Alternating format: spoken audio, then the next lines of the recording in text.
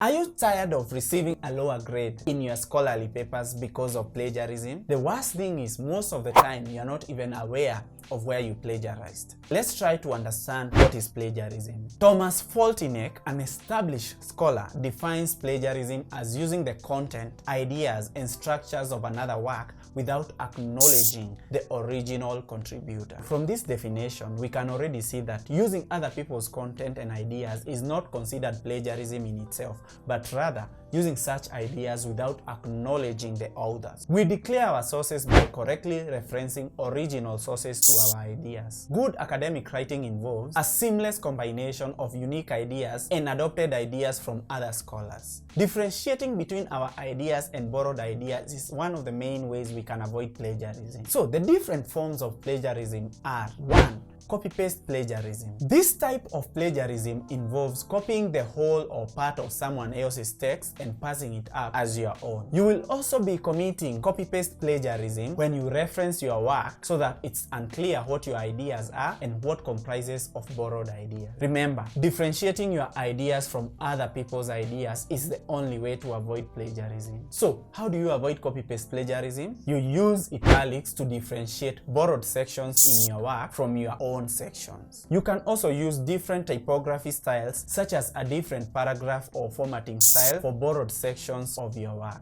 If you are enjoying this video, make sure you like and subscribe as a peace offering to the YouTube gods. The second type of plagiarism is patchwork or mosaic plagiarism. According to the Merriam-Webster Online Dictionary, a mosaic is a surface decoration made by inlaying small pieces of variously colored material to form a picture or patterns. Mosaic plagiarism results from copying different sections from different sources without providing citations for each reproduced sections. The third form of plagiarism is paraphrasing without source. Paraphrasing without citing sources is one of the most common forms of plagiarism. The main goal of citing is to reference an original idea. Therefore, even when you use your own words to describe an original idea, which is known as paraphrasing or translating an idea into a different language, it's still not your original idea. It would be best if you therefore reference paraphrased or translated ideas to avoid plagiarism. The fourth type of plagiarism is self-plagiarism. This type of plagiarism includes reusing your own work that has already been submitted for a different course or exercise or has already been published in peer-reviewed journals. Although referring to your own previous work is allowed, one has to state that such a text has already been submitted or published elsewhere and effectively provide in-text citations. The fifth form of plagiarism is incorrect source referencing and citations. This is one of the most common forms of unintentional plagiarism. This form of plagiarism happens when we leave out quotation marks or forget to refer to sources that it's unclear to determine which ideas are our own and those that are borrowed from another author. The sixth form of plagiarism is undeclared contribution.